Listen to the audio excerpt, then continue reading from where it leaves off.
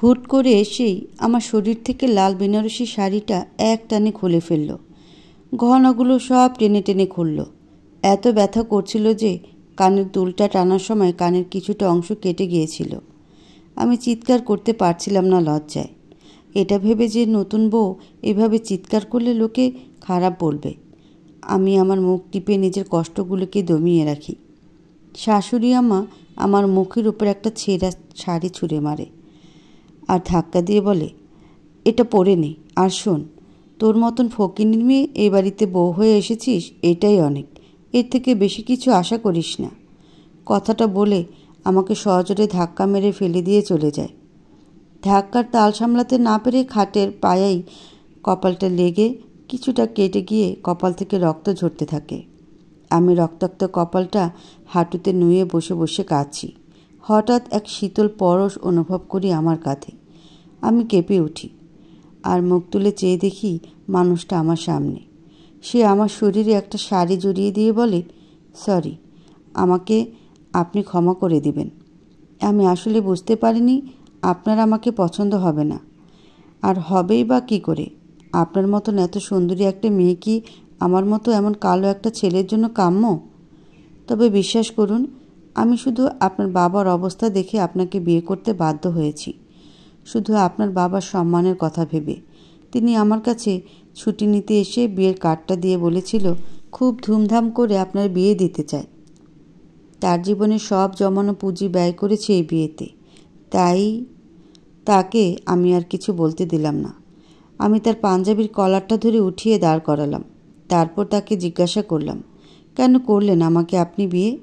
এখন তো মনে হচ্ছে আপনার সাথে বিয়ে না হয়ে সারাটা জীবন কুমারী হয়ে কাটিয়ে দেওয়াটাই আমার জন্য ভালো ছিল।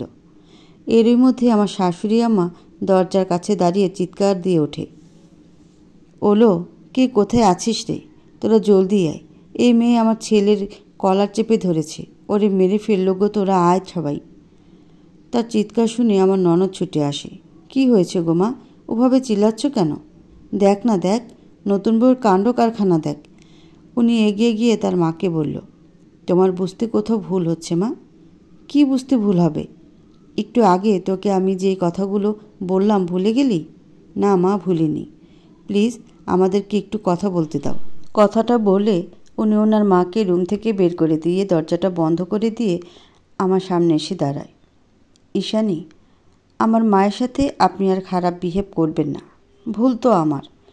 আপনার যা শাস্তি দেওয়ার আমাকে দিন, তবুও আমার মাকে অপমান করবেন না প্লিজ।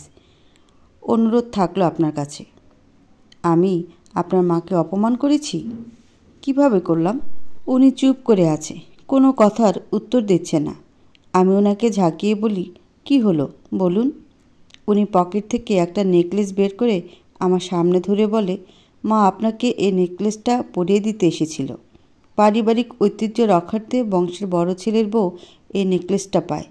মা পেয়েছিল দাদিমার কাছ থেকে, আর আপনি পাবেন মায়ের কাছ থেকে। তাই মা ভালোবেসেই এটা পরিয়ে দিতে এসেছিল, কিন্তু আপনি নিজের শাড়ি গহনা খুলে মায়ের মুখের উপর ছুঁড়ে মেরে দিলেন। ছি, এসব বলেছে আপনার মা? এতটা নীচ উনি? ছি! আপনি কিন্তু আবারও আমার মাকে অপমান করছেন। বেশ করেছি, বলেছি, আরও বলবো। আপনার মা একটা মিথ্যাবাদী। তখন ভুল করেছিলাম, কিন্তু আর না। ওদিকে আমার শাশুড়ি আম্মা আমাকে তাড়িয়ে দেওয়ার ফোন দিয়ে আটতে থাকেন। নিশি, তপু, তোদের সৎ ভাই তো বিয়ে করে বউ নিয়ে আসলো। এখন ওর সন্তান হলে তো সব সম্পত্তি ওর বংশই পাবে। তপু বলল, না না, এটা হতে দেওয়া যাবে না মা। আমি তোমার একমাত্র ছেলে না? ভাইয়াকে বলো না মা, সব সম্পত্তি আমার নামে করে দিতে। পাশ থেকে নিশি বলে, না মা, আমার নামে করতে বলবা ভাইয়াকে। আমি তোমার কত কাজ করে দিই ভুলে গেলে?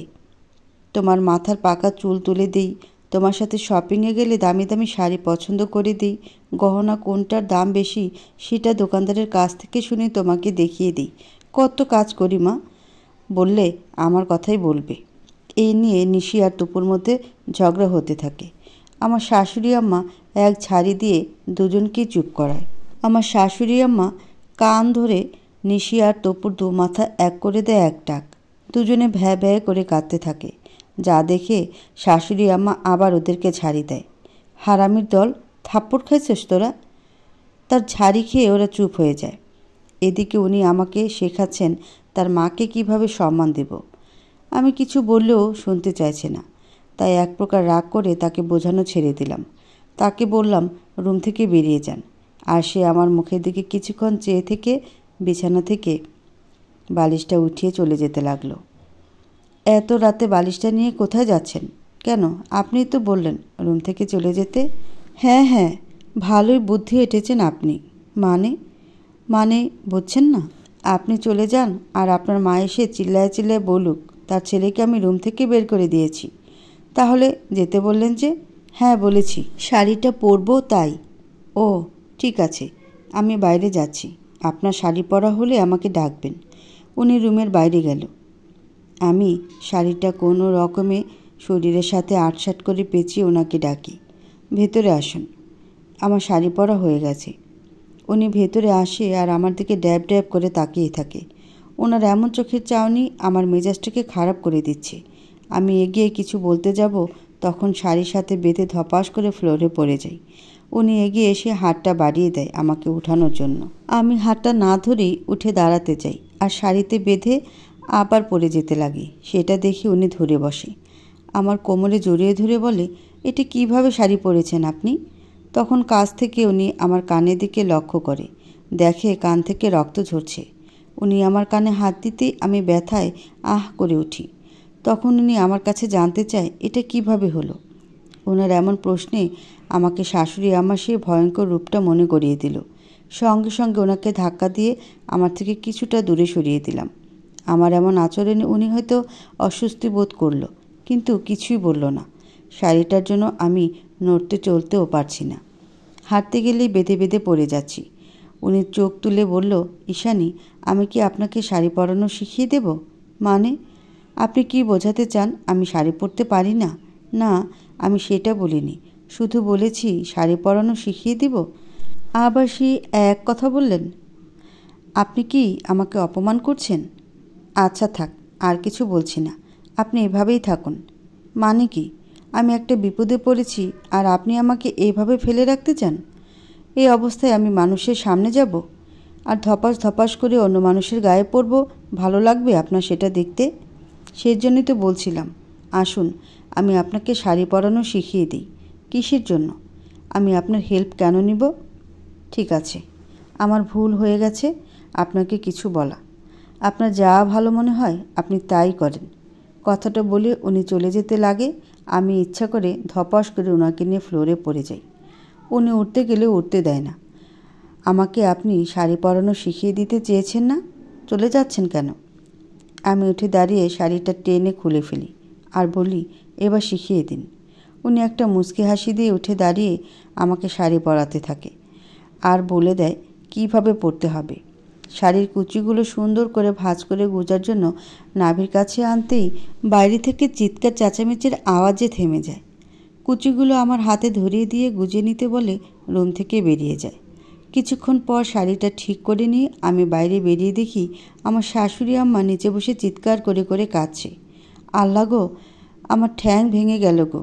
ও তপুরে, ও নিশিরে, তোদের মা আর বাঁচবে না, তোরা ভালো থাকিস। উনি শাশুড়ি আম্মাকে সান্ত্বনা দিচ্ছে। কী সব বলছো মা? তোমার কিছু হবে না, চলো তোমাকে নিয়ে হসপিটালে যাই। নিশি আর তপু ভ্যা ভ্যা করে কেঁদে উঠে বলে, না না ভাইয়া, মাকে হসপিটালে নিও না। মায়ের অনেক ইচ্ছা মৃত্যু হলে এ বাড়িতেই যেন হয়। উনি একটা ঝাড়ি দিয়ে বলে, থাম, পা ভাঙলে কেউ মরে না, এসব কথা বলিস না মায়ের সামনে। শাশুড়ি আম্মা আরও জোরে চিৎকার দিয়ে ওঠে, তারপর কাঁদতে কাঁদতে বলে, না না বাবা, আমার সত্যি মনে হচ্ছে মরে যাব। আমাকে তোরা হসপিটালে নিস না, শুধু আমার একটা আবদার রাখবি। উনি বলে, বলো মা, কী আবদার? আজ সারা রাত তোরা 3 ভাই বোন আমার সাথে কাটাবি। কথাটা শুনে উনি আমার মুখের দিকে তাকায় আর চোখের ইশারায় বোঝায়, তুমি রুমে গিয়ে ঘুমিয়ে পড়ো। আমি রুমে এসে ঘুমিয়ে পড়ি। ঘুমালে আমার কিছু মনে থাকে না। কানের কাছে আওয়াজ আসে, ফকিন্নির বেটি, নবাবজাদি হইছস। বেলা দুপুর গড়িয়ে যাচ্ছে, ঘুম থেকে ওঠার নাম নেই। আমি ঘুমন্ত অবস্থায় কানে বালিশ চেপে ধরে রাখি। হঠাৎ লক্ষ্য করি আমার বালিশটা কেউ টেনে নিচ্ছে। আমি চোখ মেলে দেখার আগেই কলকল করে এক বালতি পানিকেও আমার মুখের উপরে ঢেলে দেয়। আমি এক লাফে উঠে বসি। ঘড়িতে চেয়ে দেখি 9:30 বাজে। কখন সকাল হয়েছে বুঝতে পারিনি। উনি হয়তো এতক্ষণে অফিসে বেরিয়ে গেছে। শাশুড়ি আম্মা আমার এক মুষ্টি চুলে ধরে টেনে আমাকে ফ্লোরে ফেলে দেয়। নিশি এসে গাদি গাদি কাপড় আমার মুখের উপরে ফেলে। নাও ভাবি, সব কাপড় চোপড় কেচে ধুয়ে ছাদে গিয়ে নেড়ে দিয়ে এসো। শাশুড়ি আম্মা বলে, এটা হয়ে গেলে কিচেনে গিয়ে রান্না করিস। আমি হতবাক। বাড়ির বউদের উপর শাশুড়িদের অত্যাচার হয় সেটা আগে শুনেছি, কিন্তু সেটা যে এমন হয় তা আজ প্রথম দেখছি। কি হলো, কথা কানে যায়নি? এখনও বসে আছিস? কথাটা বলে শাশুড়ি আম্মা আমাকে একটা চড় দিতে যায়, পাশ থেকে কেউ এসে মা বলে চিৎকার দিয়ে ওঠে। আমি তাকিয়ে দেখি উনি দাঁড়ানো। ওনাকে দেখে শাশুড়ি আমার চোখ দুটো একেবারে আবেগী হয়ে গেল। আমাকে ধরে টেনে ওঠাচ্ছে। ওঠো বৌমা, ওঠো, এভাবে কেউ কাজ করে? বললাম, নতুন বউ, কোনো কাজ করার দরকার নেই। দেখ না দেখ উদয়, তোর বউ এখানে বসে কাপড় চোপড় কাচ্ছে। উনি এগিয়ে এসে আমাকে ঠেলে নিজের পেছনে রেখে শাশুড়ি আমার মুখোমুখি দাঁড়ালো। আমি সব দেখেছি মা, এমনটা কেন করছো ওর সাথে? ওনার এমন প্রশ্নে শাশুড়ি আমার চোখ দুটো নিচে নেমে যায়। তারপর আমি বলি, কাল আপনাকে আমি এটাই বোঝানোর চেষ্টা করছিলাম, কিন্তু আপনি কিছুই বুঝতে চাইলেন না। কালকে সব ঘটনা খুলে বলার পর উনি শাশুড়ি আমার কাছে জানতে চায়, এমনটা কেন করলে মা? ছি মা, আমার ভাবতেও লজ্জা হচ্ছে। শুধু শুধু আমি ঈশানীকে ভুল বুঝেছি। বাহ উদয়, এখন মায়ের চেয়ে বউ বড় হয়ে গেল। কি বলছো মা? তুমি জানো তোমাকে আমি কতটা ভালোবাসি। রাখ তোর ভালোবাসা, এমন দয়ার ভালোবাসা আমার চাই না। এটাকে তোমার দয়ার ভালোবাসা মনে হয়? হ্যাঁ মনে হয়, কারণ তোর বাবা তার সব সম্পত্তি শুধু তোর নামে লিখে রেখে গেছে, আমার সন্তানদের নামে নয়। মা, এটা তুমি কি বলছো? তাহলে কি শুধু সম্পত্তির জন্য তুমি আমাকে ছেলে ভেবেছো এতদিন? হ্যাঁ তাই। তুই আমার সতীনের ছেলে, আর সতীনের ছেলে কখনো আপন হয় না। তাছাড়াও তুই নিজেই আমাকে কখনো আপন ভাবিসনি, সব তোর অভিনয়। এটা তুমি বলতে পারলে মা? হ্যাঁ পারলাম। তুই সত্যি যদি আমাকে তোর মা মেনে থাকিস তাহলে প্রমাণ কর তুই আমার ছেলে। প্রমাণ? হ্যাঁ প্রমাণ। তোর সব সম্পত্তি আমার নিশি আর তোপর নামে লিখে দিতে হবে, তাহলে মানব তুই আমার ছেলে আর আমাকে কতটা সম্মান করিস। শাশুড়ি আমার রুম থেকে বেরিয়ে গিয়ে একটা দলিল নিয়ে আসে, তারপর সেটা ওনার সামনে রেখে বলে সই করতে। এটাতে সই করে দে। তাকিয়ে দেখি ওনার দু চোখের কোণ ঘেঁষে পানি গড়িয়ে পড়ছে। আবেগের বশে উনি সই করে দেয়। তারপর শাশুড়ি আমার রুম থেকে বেরিয়ে যায়। বিছানার পাশে ঝাপসা চোখে বসে আছে উনি। কি করলেন এটা আপনি? আপনি জানেন এখন উনি কি করবে? যদি আপনাকে এই বাড়ি থেকে বের করে দেয়? দিলে দিবে, তবে আমার মনে হয় না এমনটা করবে। মানে, এতগুলো দিন ধরেও কি মায়ের মনে একটু জায়গা করতে পারিনি আমি? নিজের সব কিছু মায়ের কথায় আমি নিশি আর তপুকে দিয়ে দিয়েছি। আমাকে তাড়িয়ে দিতে মায়েরও কষ্ট হবে। তাছাড়াও বাবা মৃত্যুর আগে বলে গিয়েছিল এই সব কিছু দেখে রাখতে। এগুলো ভোগ করতে গিয়ে আমি আমার মা ভাই বোনকে হারাতে পারবো না। আমি ওনাকে টেনে আমার দিকে ঘুরিয়ে নিয়ে বলি, এত ভালো কেন আপনি? কেন এত বিশ্বাস করেন মানুষকে? উনি কিছু বলে না, আমার কোলে মাথা রেখে শুয়ে পড়ে, আর আমি ওনার মাথায় বিলি কাটতে থাকি। কিছুক্ষণ পর নীরবতা ভেঙে আমি ওনাকে বলি, আচ্ছা আজ অফিসে গেলেন না কেন? গিয়েছিলাম, ভাবলাম মায়ের পায়ে ব্যথা হয়তো এখনও আছে, হাঁটতে পারছে না, আর কাল তো তোমাকে একটু সময়ও দিতে পারিনি, তাই চলে আসলাম। কেমন মানুষ আপনি, সবার কথা এত ভাবেন। আর উনি উঠে বসেই আমার ঠোঁটটা চেপে ধরল, চোখটা ঘুরিয়ে আমাকে বলল, আর কিছু না, আমাকে একটু ভালোবাসবে ঈশানী? ওনার বুকে আমার মুখ লুকাই। আপনাকে যে ভালো না বেশি পারা যায় না।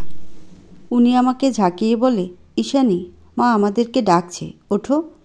আমি ঘুম ঘুম চোখে বলি, ধুর, আপনাদের জ্বালা একটু শান্তিতে ঘুমাতেও পারি না। উনি নিচু হয়ে আমার কপালে একটা চুমু এঁকে দেয় আর বলে, ঠিক আছে তুমি ঘুমাও, আমি যাচ্ছি। আমি ওনার হাতটা টেনে ধরে বলি, এমন কেন আপনার মা? আমাদের কি নিজস্ব কোনো টাইম থাকতে পারে না? উনি এগিয়ে এসে আমার নাকে ওনার নাক ছুঁয়ে দিয়ে বলে, এতক্ষণ ধরে এত আদর দিলাম তারপরও এমন বলছো? আমি লজ্জায় ওনাকে সরিয়ে দিয়ে উঠে বসি। তারপর ব্লাউজের হুকগুলো লাগাতে লাগাতে বলি, ঠিক আছে, আপনি থাকুন, আমি গিয়ে দেখছি।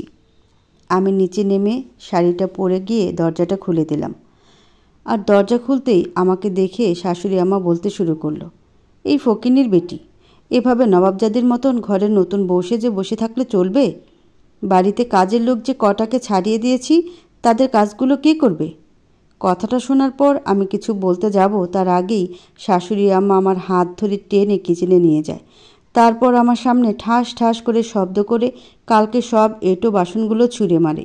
এগুলো সব চকচক করে পরিষ্কার করে নতুন বানিয়ে দিবি, তারপর রান্না করে এসে আমার পা টিপবি, বুঝেছিস? আমি শাশুড়ি আম্মার দিকে হা হয়ে তাকিয়ে আছি। আমার কিছু বলার ভাষা হারিয়ে গেছে।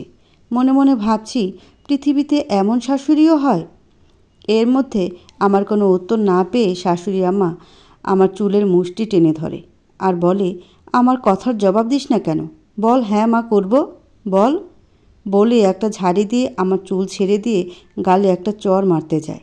আচমকে এভাবে চর মারতে যাওয়ায় আমি আমার চোখ দুটো বন্ধ করে নিই। কিছুক্ষণ পর কোনো সাড়া শব্দ না পেয়ে চোখটা খুলে দেখি উনি শাশুড়ি আম্মার হাতটা ধরে রেখেছে। আর আমার শাশুড়ি আম্মা বড় বড় চোখ নিয়ে ওনার দিকে তাকিয়ে আছেন।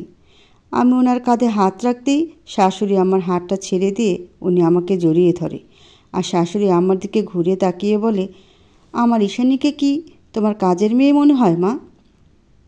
ঈশানী এ বাড়ির বউ, এইটুকু সম্মান কি ওকে দেওয়া যায় না? ওলে লে, দরদ উতলে পড়ছে দেখি বেচারার। এমনভাবে বলছে যেন বাড়িতে বাড়ির বউ কখনো কাজ করে না। কাজ করে না সেটা বলিনি মা, আমি শুধু বলেছি এভাবে কেন বলছো? বাড়িতে তো 3টা কাজের লোক আছে, তাহলে ঈশানী কেন কাজ করবে? কোনো কাজের লোক টোক নেই মানে? সবকটাকে ছাড়িয়ে দিয়েছি। কেন? আমি ভাবলাম বাড়িতে বউ থাকতে টাকা দিয়ে কাজের লোক কেন পুষতে হবে? তাছাড়াও তোর বউকে যেমন ফকিনের ঘর থেকে আনছিস, অমন ঘরের মেয়েরাই এই বাড়িতে কাজ করে।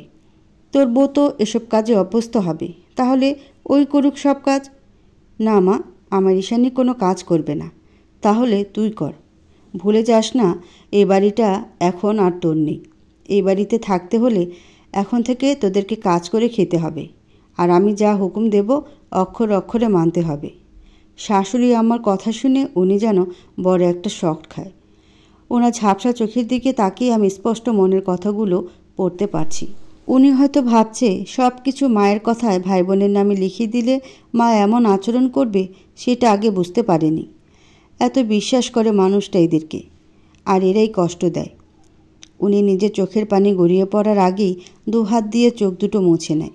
তারপর আমাকে ছেড়ে দিয়ে শাশুড়ি আমার হাত দুটো ধরে বলে, মা, তুমি না আমাকে কতটা ভালোবাসো, তাহলে আজ কি হয়েছে তোমার?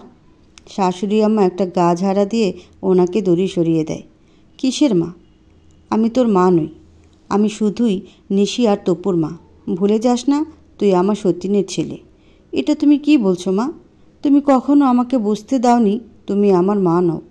হ্যাঁ, তার কারণ এই সম্পত্তি। জীবনে কখনো তোকে দেখলে আমার মাতৃত্ববোধ জাগেনি। এতগুলো দিন যে জন্য অভিনয় করা তোর সাথে, সেটা এই সম্পত্তি, যা আজ আমার পাওয়া হয়ে গেছে। তুই চাইলে এখন এ বাড়ি থেকে চলে যেতে পারিস, আর যদি থাকতে চাস তাহলে তোর বউকে বাড়ির সব কাজ করতে হবে, আর তোকেও। এখন তুই ভেবে দেখ কি করবি। আমি আর চুপ করে থাকতে পারলাম না। ওনার এই কষ্ট আমি সহ্য করতে পারছি না। আমি শাশুড়ি আমার মুখোমুখি হয়ে দাঁড়ালাম আর তার চোখে চোখ রেখে তাকালাম। ওলেলে দেখ কিভাবে তাকিয়েছে, মনে তো হচ্ছে খপ করে আমায় গিলে খাবে। হ্যাঁ, খাবো। আপনি আমাকে রান্না করতে বলেছিলেন না?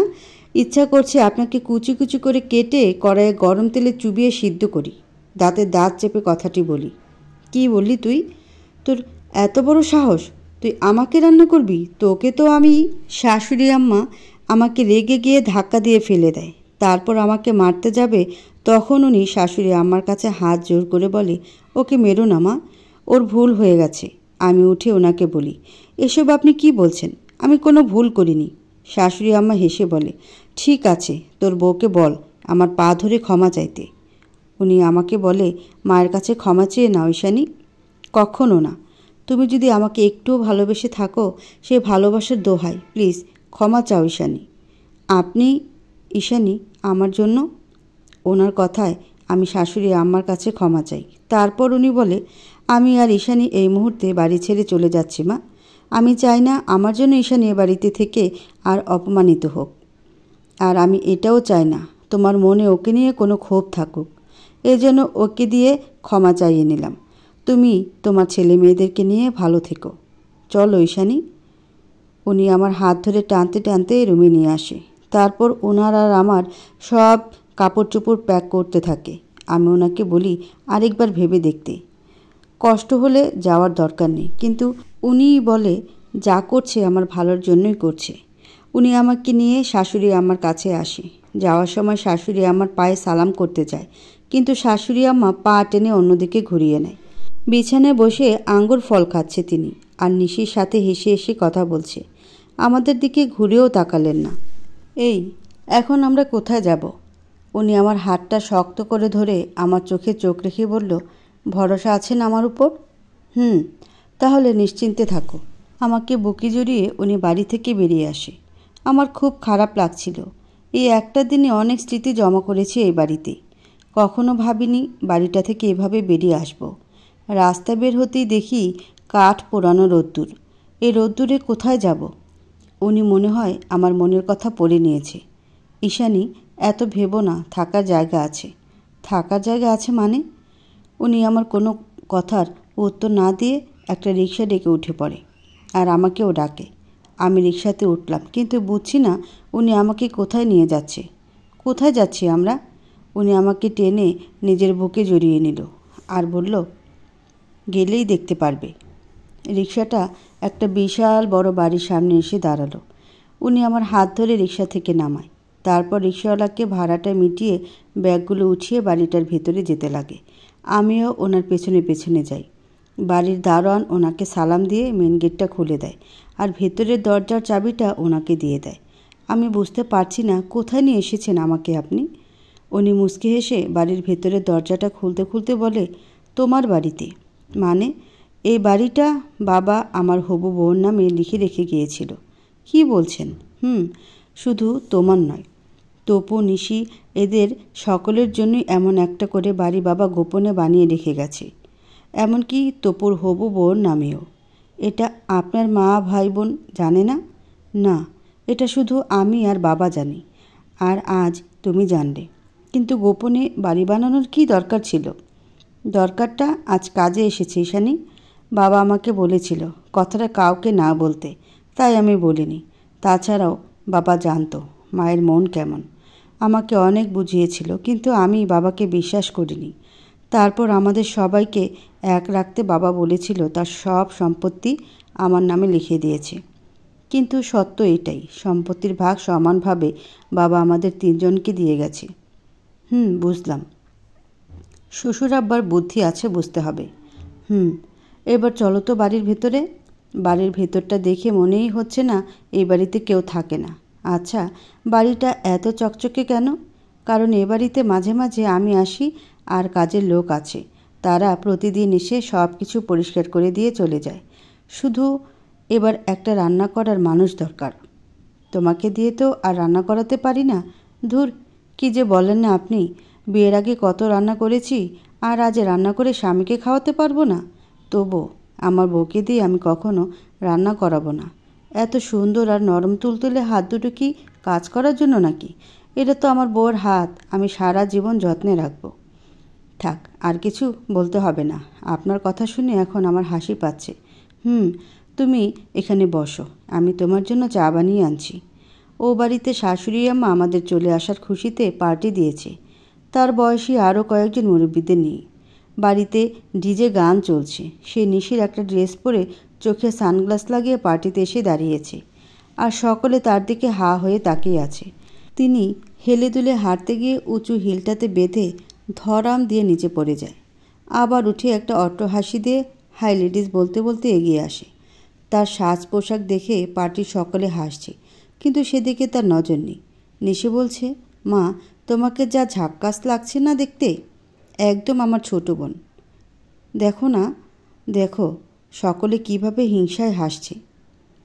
তিনি ভাব দেখিয়ে সামনে আসা চুলগুলো হাত দিয়ে পিছনে সরিয়ে নেয় আর বলে, আমি জানি সবাই আমাকে দেখে হিংসা হয়, কারণ আমার মতন এত মডার্ন এখানে কেউ নেই। তো যা বলছিলাম, আজকের পার্টিটা দিয়েছি কারণ আমি আমার সতীনের ছেলে আর তার বউকে তাড়িয়ে দিয়েছি। সবাই হাততালি দাও। নিশি জোরে জোরে হাততালি বাজাতে থাকে। অন্যরা চুপ হয়ে আছে। শাশুড়ি আম্মা নিশির কানের কাছে ফিসফিসিয়ে বলে, এই নিশি, কেউ হাততালি বাজায় না কেন? আমার তো ইনসাল্ট বোধ হচ্ছে। দাঁড়াও মা, বলছি। কাকি আম্মা, চাচি আম্মা, আপনারাও বাজান। সবার হাত উঁচু করে দিয়ে দাঁত কেলিয়ে বলে, হাততালি। সকলে একসাথে হাততালি বাজায়। শাশুড়ি আম্মা খুশি হয়ে যায়। তিনি একটা হাসি দিয়ে হাঁটতে গেলে হোঁচট খেয়ে পড়ে যায়। উঠে দাঁড়িয়ে হাঁটতে গেলে বুঝতে পারে হিলটাই ছিঁড়ে গেছে। তিনি নিচু হয়ে হিলটা খুলে ফেলে। তারপর হিলের ফিতা ঘুরিয়ে দূরে ছুঁড়ে মারে। পার্টির সকলে তার কাণ্ড দেখে হাঁ হয়ে তাকিয়ে আছে। তিনি অনেক ভাব নিয়ে বলে, অবাক হবার কিছু নেই, এটা বড়লোকদের নিউ ফ্যাশন। তারপর হেডলে দুলে হেঁটে সবার মাঝখানে আসে আর বলে, এখন পার্টিতে ড্যান্স হবে। আমি জানি আমার মতন এত ভালো এখানে কেউ ড্যান্স করতে জানে না, তবুও আজ কম্পিটিশন হবে। যদিও আমি হারবো না, তবুও আমি ড্যান্স প্রতিযোগিতায় অংশগ্রহণ করব। আর এই প্রতিযোগিতায় যে জিতবে সে 1 লক্ষ টাকা পুরস্কার পাবে। টাকার কথা শুনে সকলের চোখ দুটো বড় বড় হয়ে যায়। সকলে এগিয়ে এসে নিশির কাছে নাম লেখায়। নাম লেখানো শেষ হলে মাইক হাতে নিয়ে শাশুড়ি আম্মা সবাইকে আবার বলে, আমি সকলকে বলেছি এটা একটা বড় পুরস্কারের প্রতিযোগিতা। সকলে বুঝতেই তো পারছেন যে জিতবে সে লাখপতি হয়ে যাবে। এই জন্য প্রতিযোগিতায় সবাইকে নেব না। যারা নাম লিখিয়েছেন তাদের মধ্য থেকে বেছে বেছে নাম রাখবো যারা ড্যান্স জানে। সকলে এসে আড়ালে শাশুড়ি আম্মার গায়ে হাত বুলিয়ে বলে, আমার নামটা লিখিয়ে দে, আমি না তোর সই, আর আমি ভালো ড্যান্স জানি। শাশুড়ি আম্মা তাদের শর্ত দেয়, চা পানি খাওয়ার জন্য 2000 করে টাকা দিলে তাদের নামটা দিয়ে দেবে। আর সবাই লাখপতি হওয়ার লোভে তার শর্তে রাজি হয়ে যায়। তার হাতে চুপি চুপি 2000 করে টাকা গুঁজে দিয়ে যায়। প্রতিযোগিতা শুরু হবে এমন সময় তিনি মাইকে ঘোষণা দিয়ে বলে, এই প্রতিযোগিতা একজন একজন করে ডান্স করা যাবে না, সবাই একসাথে ড্যান্স করবে আর তার ভেতর থেকে সিলেক্ট করা হবে। সকলে একমত তার সাথে। পার্টিতে গান বাজছে। গানের ফাঁকে ফাঁকে লাফাতে লাফাতে দাপিয়ে ঝাঁপিয়ে ল্যাং গুতা উষ্টা মেরে সবাইকে ফেলে দেয় শাশুড়ি আম্মা। তারপর কোমর ঢুলিয়ে ঢুলিয়ে বলে, আমি এখনও ডান্স করছি দেখো, পড়ি নাই কিন্তু। নিশি এসে শাশুড়ি আমার হাত ধরে উঁচু করে বলে, মা জিতেছে, সবাই হেরে গেছেন আপনারা। এই 1 লক্ষ টাকা পুরস্কার মায়ের, এই নাও মা। এই বাড়িতে আমরা সবাই একসাথে না থাকলেও ভালোবাসার কোনো কমতি নেই। উনি আমাকে একদম অলস বানিয়ে ফেলছে। এসেছি ধরে কিছু করতেই দিচ্ছে না। রান্না করা, তারপর খাইয়ে দেওয়া, এমনকি গোসলটা পর্যন্ত করিয়ে দেওয়া। উনি আমাকে কখনো 2 চোখের আড়াল করছেই না। রাতে ডিনার শেষে উনি আমাকে কোলে করে রুমে নিয়ে আসে। তাকিয়ে দেখি ওনার চোখ মুখ বসে গেছে। হয়তো সারাদিনে এত ধকল সামলাতে গিয়ে ক্লান্ত হয়ে পড়েছে। হঠাৎ করে উনি আমার কোলে মাথাটা রেখে শুয়ে পড়ে। ঈশানী, আমার মাথাটা একটু টিপে দিবে? আমি ওনার মাথাটা টিপে দিতে থাকি। আমি উপলব্ধি করি ওনার চোখের পানিতে আমার 2 হাঁটু ভিজে যাচ্ছে। তাহলে কি উনি কাঁদছে? আমি ওনাকে টেনে আমার দিকে ঘুরিয়ে নিই। দেখি ওনার চোখে পানি। এ কি, আপনি কাঁদছেন? উনি চোখের পানি মুছিয়ে উঠে বসে। আমার গালটা 2 হাত দিয়ে ধরে বলে, ধুর, কাঁদতে কেন যাব? আমি বুঝতে পারলাম উনি হয়তো আমার কাছ থেকে নিজের কান্নাটাকে লুকাতে চাইছে। ওনার কষ্ট পাওয়াটাও যে অস্বাভাবিক কিছু নয়। এতগুলো বছর ধরে যাদের আপন ভেবে আসলো, আজ তারাই এত সহজ ওনাকে পর বলে দিল। আমি আর এটা নিয়ে ওনাকে কোনো প্রশ্ন করলাম না। ওনাকে শুয়ে পড়তে বললাম। উনি শুয়ে পড়তেই ওনার বুকে মাথাটা চেপে ধরে রেখে বললাম, আমাকে একটু আদর করবেন? উনি আমাকে জড়িয়ে ধরল আর আমার মাথায় আর পিঠে হাত বুলিয়ে দিতে দিতে বলল, ঘুমিয়ে পড়ো। আমি উঠে বসলাম আর ওনাকেও টেনে উঠালাম আর ওনার গালটা 2 হাতে ধরে বললাম, এভাবে আদর করলে ঘুম হবে না। উনি একটা মুচকি হাসি দিয়ে আমাকে কাছে টেনে নেয় আর আমার কপালে আর ঠোঁটে আলতো স্পর্শ ছুঁয়ে দিয়ে বলে, এখন ঘুম হবে না। উনি আমার শাড়ির আঁচলটা সরিয়ে বুকে একটা ঠোঁটের আলতো পরশ দিয়ে বলে, এখন ঘুম হবে না। এবার উনি আমার ব্লাউজের বোতামগুলো খুলতে থাকে। আমার বুক ধুপধুপ করছে।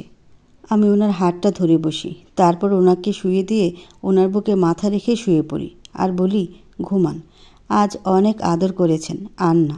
উনি আমাকে জড়িয়ে ধরে ঘুমিয়ে পড়ে। কিন্তু আমার ঘুম হয় না। আমি ভাবি এত নিষ্ঠুর কেন আমার শাশুড়ি আম্মা। হোক না উনি তার সতীনের ছেলে, তাই বলে এতটা অন্যায় করবে ওনার সাথে? না, এর একটা শাস্তি ওদের দেওয়া লাগবে। ওনাকে আর এভাবে কষ্ট পেতে আমি দেখতে পারবো না। উনি তো ওদেরকে ভালোবাসে, নিজের ভাবে, তাই ওনার জন্য হলেও একবার শেষ চেষ্টা করতে হবে। সকালে আড়মোড়া ভেঙে চোখ মেলে চেয়ে দেখি উনি আমার সামনে ধোয়া ওঠা 1 কাপ গরম চা হাতে নিয়ে দাঁড়িয়ে আছে। আমি ঝটপট উঠে বসি আর ঘড়িতে তাকিয়ে দেখি 9টা বাজে। এ কি, আজ আমি সকাল 9টা পর্যন্ত ঘুমিয়েছি?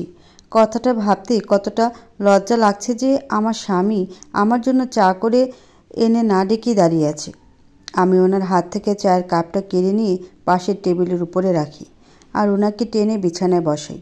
এটা কেন করলেন আপনি? আমাকে একটাবার ডাকলে কি হতো?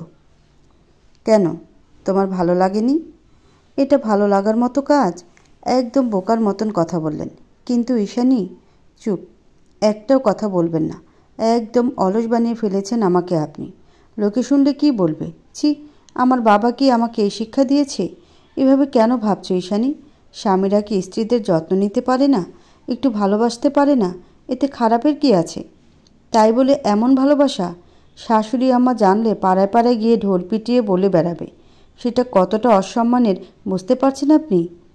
উনি আমার মুখটা চেপে ধরে বললেন, এখানে মা নেই, আর মা কখনো জানতেও পারবে না আমি আমার বউকে কিভাবে যত্ন করছি। এখন নাও তো। মুখটা ছেড়ে দিয়ে উনি আমার হাতে চায়ের কাপটা ধরিয়ে দেয়। চাটা ঠান্ডা হয়ে যাবে, খেয়ে নাও। আমি আর কিছু বললাম না, চুপচাপ ওনার দিকে বাঁকা দৃষ্টিতে তাকিয়ে চায়ের কাপে চুমুক দিলাম। এ কি, চায়ের স্বাদটা এমন কেন? কেমন? চিনির বদলে নুন দিয়েছেন নিশ্চয়ই। কই, আমি তো ঠিকঠাক মতোই সব কিছু দিয়ে বানিয়েছি। হুম, আমার মনে হচ্ছে চায়ের মধ্যে কিছু একটা বাদ পড়ে গেছে, কিন্তু কি? কই দেখি, দাও তো। উনি আমার হাত থেকে চায়ের কাপটা নিয়ে এক চুমুক দিয়ে দেখে, এ কি ঈশানী, সবই তো ঠিক আছে। ঠিক আছে, দেন এবার আমি খাই। ওনার হাত থেকে চায়ের কাপটা কেড়ে নিয়ে এক নিঃশ্বাসে পুরো চাটা খেয়ে নিই। তারপর বলি, তখন এই চায়ের কাপে আপনার ঠোঁটের ছোঁয়া ছিল না, এখন ভালো হয়েছে। আহ, অমৃত স্বাদ। আমার ঠোঁটের ছোঁয়াতে তোমার চা অমৃত হয়ে গেল। বাবা, এখন থেকে তাহলে রোজ সকালে পাবে। মানে বুঝছো না? না, রোজ চা পাবে তাই বললাম। তার মানে রোজ আপনি চা করে খাওয়াবেন আমাকে? ফ্রেশ হয়ে নিচে চলো তো, নয়তো আমার অফিসের দেরি হয়ে যাবে। উনি আমাকে উঠিয়ে ওয়াশরুমে নিয়ে এসে ব্রাশের টুথপেস্ট লাগিয়ে আমার সামনে ধরে দাঁত বের করতে বলে। এ কি, এটাও কি আপনি করে দিবেন? আমি পারবো, দেন। উনি আমার হাতে ব্রাশটা ধরিয়ে দিয়ে চলে যায় আর বলে যায়, তাড়াতাড়ি নিচে এসো, তোমাকে খাইয়ে দিয়ে আমাকে অফিসে যেতে হবে। কিছুক্ষণ পর আমি নিচে নেমে দেখি উনি ব্রেকফাস্ট সাজিয়ে টেবিলে বসে আমার জন্য অপেক্ষা করছে। আমি গিয়ে ওনার পাশে বসে একসাথে ব্রেকফাস্ট করছি। উনি বলছে, জানো ঈশানী, ছোটোবেলা থেকেই এভাবে আমি বাড়িতে সব কাজ করতাম। এগুলোতে আমি অভ্যস্ত। বাবা যখন সব সম্পত্তি আমার নামে করেছে বলেছে, সেদিন থেকেই মা বদলে গিয়েছিল। আমাকে কোনো কাজ করতে দিত না, কিন্তু আমি ভাবতাম ওটা মায়ের ভালোবাসা। মা তখন থেকে আমাকে মাথায় করে রাখত। বাড়িতে 3-4টা কাজের লোক রেখেছিল, যে কাজগুলো আমি করতাম সেগুলো করার জন্য। একটা সময় পর আমি ভেবেছিলাম মা হয়তো নিশু আর তপুর মতোই আমাকে ভালোবাসে। কথাটা বলে উনি থেমে যায়। আমি তাকিয়ে দেখি ওনার চোখে পানি। আমারও চোখে পানি চলে আসে। দুজনেই চুপ হয়ে আছি। কিছুক্ষণ পর উনি আমার হাতটা স্পর্শ করে। আমি চেয়ারটা এগিয়ে ওনার কাছে গিয়ে বসি। তারপর ওনার গালটা ধরে বলি, আপনি নিজেও জানেন না আপনি কতটা ভালো। আমি আপনাকে যতই দেখছি অবাক হয়ে যাচ্ছি। একটা কথা বলবো ঈশানী? একটা নয়, 1000টা বলুন। তুমিও আমাকে কখনো ঠকিয়ে চলে যাবে না তো? আমি জানি তোমার মতন এত সুন্দরী একটা মেয়ের স্বামী হওয়ার যোগ্য না আমি ওনার মুখটা চেপে ধরি। এসব কি বলছেন আপনি? আপনার স্ত্রী হয়েতেও আমি নিজেকে সৌভাগ্যবতী মনে করি। মৃত্যু ছাড়া আর কিছুই আপনার কাছ থেকে আমাকে আলাদা করতে পারবে না। সত্যি বলছো? কারণ আপনাকে আমি খুব ভালোবাসি। উনি আমাকে জড়িয়ে ধরে অনেকক্ষণ কেঁদেছে। তারপর উনি অফিসে চলে গেলে রুমে এসে ভাবতে থাকি কিভাবে শাশুড়ি আমাকে শিক্ষা দেওয়া যায়। ওদিকে শাশুড়ি আম্মা কালকের ঘটনার পর ধুমধাম পিটানি খেয়েছে সকলের কাছে। সবাই শাশুড়ি আম্মাকে ইচ্ছা মতো কেলানি দিয়েছে। এখানে সে বিছানায় ভাঙা কোমর নিয়ে বসে আছে আর ব্যথায় কাতরাচ্ছে। ওহ নিশি, আমাকে একটু পানি দিয়ে জানা, ওষুধ খাবো মা। নিশি নিজের রুমে জোরে মিউজিক চালিয়ে ড্যান্স করছে। মায়ের কথার আওয়াজ তার কানে পৌঁছাচ্ছে না। শাশুড়ি আম্মা আস্তে করে বিছানা থেকে উঠে নেওলাতে নেওলাতে নিশির রুমে গিয়ে মিউজিকটা অফ করে দেয়। নিশি থেমে গিয়ে পিছনে ঘুরে মাকে দেখে রেগে যায়। তোমার সাহস তো কম না, তুমি মিউজিক অফ করেছ? আমি ওষুধ খাবো পানি চেয়েছিলাম তোর কাছে। উঠে যখন এখানে আসতেই পেরেছ তখন নিজে গিয়ে পানি নিয়ে ওষুধ খাও। মানে মানে বুঝতে পারছো না? এই বাড়িটা এখন আমাদের দুই ভাই বোনের। এখন থেকে তোমার কোনো হুকুমই আমরা মানব না। যা ইচ্ছা তাই করব স্বাধীনভাবে। যাও এখান থেকে, আমাকে ড্যান্স করতে দাও। কথাটা বলে নিশি শাশুড়ি আম্মাকে ধাক্কা দিয়ে তার রুম থেকে বের করে দেয়। আর শাশুড়ি আম্মা ভাঙা কোমর নিয়ে নিচে পড়ে চিৎকার চেঁচামেচি করে, কিন্তু কেউ তার কাছে আসে না। নিশিও আবার জোরে মিউজিক চালিয়ে তার রুমে ড্যান্স করতে থাকে। হয়তো শাশুড়ি আম্মার চিৎকারও আর তার কানে পৌঁছায় না। কলিং বেলের আওয়াজে গিয়ে দরজাটা খুলে দিলাম। দেখি ক্ষত বিক্ষত অবস্থা উনি এসে দাঁড়িয়ে আছে, সাথে বাবাও আছে। ওনাকে এমন অবস্থায় দেখে আমি অনেক বড়সড় একটা ধাক্কা খাই। ধাক্কাটা সামলে নিয়ে কোনো মতে বাবা আর আমি ওনাকে ধরে ভেতরে আনলাম। উনি ঠিকভাবে চলতেও পারছে না। এই তো কিছুক্ষণ আগে সুস্থ মানুষ বাড়ি থেকে বের হলো, তাহলে এমন অবস্থা কিভাবে হলো? কি করলো এমনটা? আমি বাবাকে জিজ্ঞাসা করলাম, বাবা তোমার জামাইয়ের এই অবস্থা কে করেছে? বাবা আমায় কাঁদতে কাঁদতে উত্তর দিল, আর বলিস না মা, স্যার অফিসে আসার আগেই আজকে তপু এসে স্যারের চেয়ার দখল করে নিয়েছে। তারপর অফিসের সব ইম্পর্ট্যান্ট ফাইলগুলো আগুনে পুড়িয়ে দিয়ে আধা ঘন্টার মধ্যে সব ফাইল পুনরায় স্যারকে তৈরি করতে বলেছে। স্যার না পারায় অফিসের সকলের সামনে স্যারকে এইভাবে মেরেছে তপু। বাবার মুখে কথাটা শুনেই আমি রেগে যাই। কি? ওই পুচকে তপুর এত বড় সাহস যে ওনাকে এভাবে মেরেছে? ওকে তো আমি যাব। আর উনি আমার হাতটা টেনে ধরে, কোথা যাচ্ছ ঈশানী? আমার হাত ছাড়ুন, যেতে দিন আমাকে। আজ ওকে ওর জায়গা দেখিয়ে দিয়ে আসবো অফিসের সকলের সামনে। তার কোনো প্রয়োজন নেই, এখানে বসো। না, আজ আপনি আমাকে বাধা দিতে পারবেন না। আপনার মতন সরল মন আমার নয়। আমি যাদের ভালোবাসি তাদের কষ্ট সহ্য করতে পারি না, কখনোই না। বাবা, আপনার মেয়েকে শান্ত হতে বলুন। বোঝান ওকে, তপু আমার ছোট। প্রথম দিন অফিসে এসে আবেগের বশে ভুল করে বসেছে। কি? ও আপনার ছোট? আবেগের বশে ভুল করে বসেছে? এটা ভুল না, অন্যায়। এত সরল কেন আপনি? কেন এত সহ্য করেন অন্যের অপমান? ঈশানী, বুঝতে চেষ্টা করো। কি বুঝবো আমি? আমার কথা কখনো ভাবেন? আমার খুব কষ্ট হয় আপনাকে এভাবে অপমানিত হতে দেখলে, কষ্ট পেতে দেখলে। আমার জন্য হলেও এবার একটু মাথা উঁচু করে বাঁচুন। আমি পারি না এসব সহ্য করতে। উনি উঠে দাঁড়িয়ে আমাকে নিজের দিকে ঘুরিয়ে নেয় আর বলে, ঈশানী, আমার সাথে থাকতে কি তোমার কষ্ট হয়? এভাবে কেন বলছেন আপনি? চাইলে তুমি তোমার বাবার সাথে চলে যেতে পারো। আমি চাই না আর এই অশান্তি। অশান্তি মানে? আমি অশান্তি করছি? না, আমি সেটা বোঝাতে চাইনি। আমি তো শুধু চাই আবার এক হয়ে যেতে, যেন মন থেকে সবাই আমাকে আপন ভাবে। জানি একটু সময় লাগবে, কিন্তু এভাবে আমি হেরে যেতে পারবো না। তুমি কি চাও না আমরা আবার একসাথে থাকি? ওনার কথাটা শুনে আমি অবাক হই। যে মানুষটাকে সবাই অপমান করে সে সবার সাথে মিলেমিশে থাকতে চায়। এত ভালো কেন এই মানুষটা? আমি ওনাকে ঝাপড়ে ধরে কাঁদি আর বলি, এমন কেন আপনি? এত ভালো স্বামী আমার চাই না। একটু খারাপ হন না আমার জন্য? উনি আমায় কিছুই বলে না, একদম নিশ্চুপ হয়ে থাকে। আমি ওনাকে নিয়ে সোফাতে বসিয়ে রুম থেকে ব্যথা জায়গা লাগানোর জন্য ওষুধ নিয়ে আসি। বাবা আমার মাথায় হাত বুলিয়ে দিয়ে ওনাকে দেখে রাখতে বলে চলে যায়। আমি শাড়ির আঁচল দিয়ে ওনার মুখের ক্ষতস্থানগুলোতে জমাট বেঁধে থাকা রক্ত মুছিয়ে দিই। তারপর ওষুধ লাগাতে নিলে উনি ব্যথায় আহ করে ওঠে। নির্দয় পাষাণ বেইমান যে ভাইকে এতগুলো বছর ধরে ছেলের মতো করে মানুষ করলেন, আজ সেই ভাই আপনাকে মেরেছে? ওর হাত খসে পড়বে। কি বলছো ঈশানী এসব? তো কি বলবো? যেতে তো দিলেন না। এবার আমি যা ইচ্ছা তাই এখানে বসিয়ে বলবো, একটা কথাও বলবেন না। ওনার হাত আমার কাঁধে উপরে পেঁচিয়ে বলি, রুমে চলুন, এখন একটু ঘুমাবেন। আর কখনো যদি বাড়িতে একটা কাজও করতে দেখেছি আপনাকে, তো আমার একদিন কি আপনার একদিন। কিন্তু ঈশানী, একটা কথাও বলবেন না? সব কাজ এখন থেকে আমি করব। 2 দিন ওনাকে আমি অফিসে যেতে দিলাম না, বিছানা থেকে উঠতে দিলাম না। বলে দিয়েছি আপনি সুস্থ না হওয়া পর্যন্ত এই রুম থেকেই বের হবেন না। আমার কথা মতো উনি সারাদিন রুমে বসে থাকে, আর আমি বাড়ির সব কাজ করার ফাঁকে ফাঁকে ওনাকে এসে দেখে যাই। ওদিকে অফিসের সব ইম্পর্ট্যান্ট ফাইল পুড়িয়ে তপু সেদিন যে ভুলটা করেছিল তার জন্য আজ মাশুল দিচ্ছি। ক্লায়েন্টরা এসে তার কাছে জবাবদিহিতা চাচ্ছে, আর সে ভ্যাবাচাকা খেয়ে বসে আছে। কেউ উত্তর দেবে কিছুই বুঝে উঠতে পারছে না। নিরুপায় হয়ে ওনাকে ফোন করেছিল, কিন্তু তপু তো এটা জানে না ওনার ফোনটা আমার কাছে। যতবারই তপু ফোন করেছে আমি কেটে দিয়েছি, আর মেসেজগুলো সিন করে রেখে দিয়েছি। এখন এসেছে সময়, তপু বুঝবে উনি ওর জীবনে কী। ও বাড়িতে শাশুড়ি আম্মা এখনও সেই ভাঙা কোমর নিয়ে বিছানায় কাতরাচ্ছে আর চিৎকার করছে। সবাইকে ডাকছে, কিন্তু কেউ তার ধারে কাছেও আসছে না। এখন তার আমাদের কথা মনে পড়ছে, আর ভাবছে ওনাকে আর আমাকে বাড়ি থেকে বের করে ভুল করেছে। নিশি আছে আধুনিকতার যুগ নিয়ে। আগে যেমন মায়ের কথায় ভয় পেত, মায়ের চোখ রাঙানিতে কেঁপে উঠত, এখন আর তা করে না, বরং মাকে উঠতে বসতে কথা শোনায়।